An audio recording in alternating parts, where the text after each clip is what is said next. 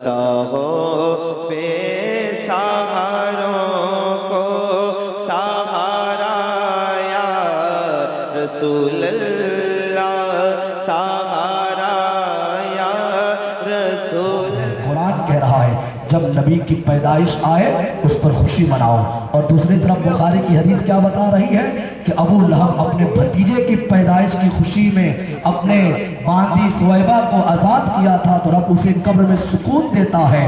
تو ہم غلامان مصطفیٰ اگر پگڑی میں بیٹھ کر نبی کے آمد کا جلسہ منائیں، نبی کے پیدائش میں خوش ہو جائیں، تو ایمان یہ کہتا ہے کہ اللہ ہمیں بھی راحت عطا کرے گا۔ اس لیے مسلمانوں کسی کے بہکاوے میں نہ آئیں۔ لوگ تو بہکانے والے دنیا میں 1500 سال سے بہکا رہے ہیں۔ میں لگ بھگ کئی دنوں سے کئی روز سے پروگرام کر رہا ہوں، کئی روز سے تقریر کر رہا ہوں۔ میں ہر تقریر میں ایک بات عرض کر رہا ہوں کہ 1500 سال ہو گیا میرے آقا کو دنیا میں تشریف لائے ہوئے۔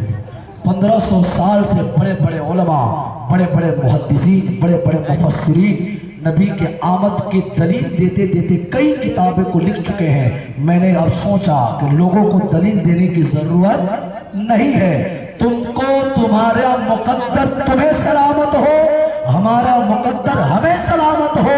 ہم نبی کے وہ حلالی غلام ہیں کہ جب تک نبی کا آمد آتا رہے گا ہم خوشی مناتے رہیں گے۔ تم نبی کے کلمہ پڑھنے والوں وہ جب حرام ہو کہ نبی کے پیدائش پر بھی تم اپنا منہ پھلا رہے ہو اور اپنے منہ کو تم لال کیے ہوئے نظر آ رہے ہو۔ اس لیے مسلمانوں مجھے غلط کہنے کی، مجھے کسی کو کچھ کہنے کی ضرورت نہیں ہے، کیونکہ میرے آقا کی تعریف اتنی ہے کہ میں اپنی آقا کی تعریف بیان کر دوں تو میری زندگی ختم ہو جائے گی، میرے آقا کی تعریف نہیں ختم ہو پائے گی۔ میرے آقا کے بارے میں بریلی کے امام نے کہا تھا، سرور کہوں کہ مالک و مولا کہوں تجھے، باغ خلیل کا گل زیبا کہوں تجھے، تیری تو وصف عیب تناہی سے ہے بری، حیران ہوں میرے شاہ میں کیا کیا کہوں تجھے، اور لیکن رضا نے ختم سخن اس پہ کر دیا، خالق کا بندہ خلق کا آقا کہوں تجھے۔ میرا امام کہتا ہے اے نبی، اے یا رسول اللہ، میری اوقات کا ہے آپ کو کچھ کہنے کی، میں آپ کی کون سی اوصاف بیان کروں؟ قرآن کہتا ہے نبی کو والضحیٰ، قرآن کہتا ہے نبی کو واللیل، قرآن کہتا ہے نبی کو یاسین، قرآن کہتا ہے نبی کو طٰہٰ، قرآن کہتا ہے ما زاغ البصر وما طغیٰ، قرآن کہتا ہے نبی کو وَلَسَوْفَ يُعْطِيكَ رَبُّكَ فَتَرْضَىٰ، قرآن کہتا ہے نبی کو قُلْ إِن كُنتُمْ تُحِبُّونَ اللَّهَ فَاتَّبِعُونِي يُحْبِبْكُمُ اللَّهُ، قرآن نبی کو کہتا ہے، قرآن نبی کو کہتا ہے، قرآن نے نبی کو کیا فرمایا؟ وَأَنْتُمُ الْأَعْلَوْنَ إِن كُنتُم مُؤْمِنِينَ، قرآن نے نبی کو کیا فرمایا؟ قُلْ بِفَضْلِ اللَّهِ وَبِرَحْمَتِهِ فَبِذَلِكَ فَلْيَفْرَحُوا، قرآن نے نبی کو کیا فرمایا؟ لَقَدْ مَنَّ اللَّهُ عَلَى الْمُؤْمِنِينَ إِذْ بَعَثَ فِيهِمْ رَسُولًا، وہ تو خالق کائنات ہے جو نبی کی تعریف بیان کیے جا رہا ہے اور ادھر کلمہ پڑھنے والے نبی کے تعریف سے منہ پھلا رہے ہیں۔ شرم آنی چاہیے، شرم آنی چاہیے۔ پگڑی اتنا بڑا گاؤں ہے، میں تو بہوارہ میں بھی اپنے جلسوں میں یہ بات کہی تھی کہ لوگوں کو شرم آنی چاہیے کہ کلمہ پڑھ کر کوئی ایسا مسلمان نہیں ہوگا، میں بہت ہی ذمہ داری کے ساتھ کہہ رہا ہوں، تجربے کے ساتھ، کوئی ایسا مسلمان نوجوان یا بوڑھا کوئی بھی ہو، بوڑھے لوگوں کو تو چھوڑ دیا جائے کیونکہ بڑھاپے میں نیند زیادہ آتی ہے اور نیند جلدی ٹوٹتی بھی ہے، دونوں معاملہ ہے۔ لیکن جوانی جو ہے اس دور کی، اس دور میں کوئی ایسا نوجوان نہیں ہوگا جو 12 بجے سے پہلے سوتا ہوگا۔ 12 بجے تک چوراہے پر موبائل چلا کر انسان گیم کھیل سکتا ہے، چوراہے پر موبائل چلا سکتا ہے، چوراہے پر وہ ویڈیو دیکھ سکتا ہے۔ جب مجرا ہو، اگر طوائف کا ناچ چل رہا ہو، میرا یہ مسلمان کلمہ پڑھنے والا جو اپنے آپ کو مسلمان کہتا ہے، یہ جا کر وہاں پہ نشنیوں کا ناچ دیکھ سکتا ہے۔ یہ جو جس کو اپنے آپ کو مسلمان کہلوا رہا ہے، اپنے آپ کو کلمہ پڑھنے والا بتلا رہا ہے، یہ جا کر ڈانس دیکھے اور اپنے آپ کو مسلمان کہے۔ ایسے لوگوں کو شرم آنی چاہیے کہ جتنے بھی خرافات تھے تو نے اس کو جائز سمجھ لیا، اس میں جا کر تو نے حصہ لے لیا، اور جس چیز کو میرے اللہ نے کیا تھا، جس نبی کا ذکر خود خالق کائنات کرتا ہے، اس نبی کے ذکر میں تمہیں آنے میں شرم آ رہی ہے، تمہیں مر جانا چاہیے۔ ایسے لوگوں کی ضرورت نہیں ہے، بالکل بھی نہیں ہے، ایسے لوگوں کی ضرورت نہیں ہے۔ میں تو قرآن کے تفسیر سنانے لگوں، حضرت حافظ قاری کیف صاحب نے جو بات کہی کہ مر جائے تو بھی کوئی وہ معاملہ نہیں ہے، میں ایک واقعہ قرآن کی تفسیر میں سورہ بقرہ کی تفسیر میں ہے کہ جب بنی اسرائیل قوم کے لوگ جب عیسیٰ علیہ السلام سے بیزار ہو گئے تو حکم یہ ہوا کہ انہیں کہو توبہ کرنے کی کہا گیا.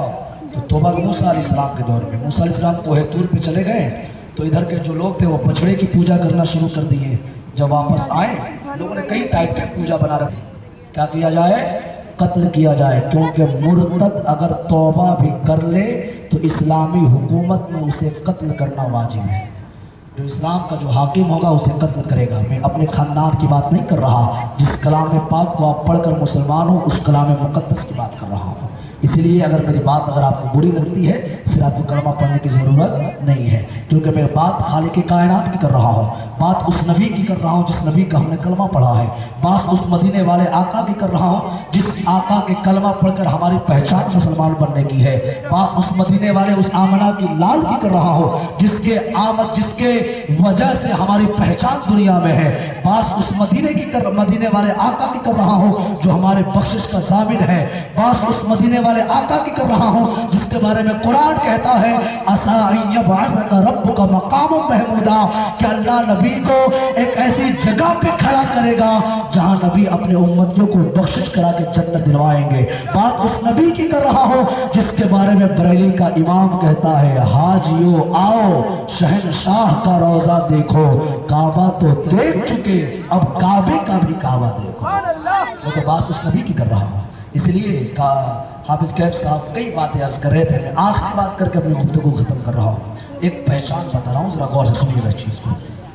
آواز کو سن کر حقیقت کا پتہ لگ جاتا ہے. جب آواز آئے تو انسان اس کی حقیقت کو پہچان لیتا ہے. بہرحال ایگزامپل کے طور پہ اگر اس سامیانہ کے پیچھے اس پنڈال کے پیچھے اور کوئی ایسی آواز میں بھو بھو ٹائپ کی کوئی آواز آئے تو اور آپ سے پوچھا جائے گا کہ کس کی آواز ہے تو کیا کہیں گے؟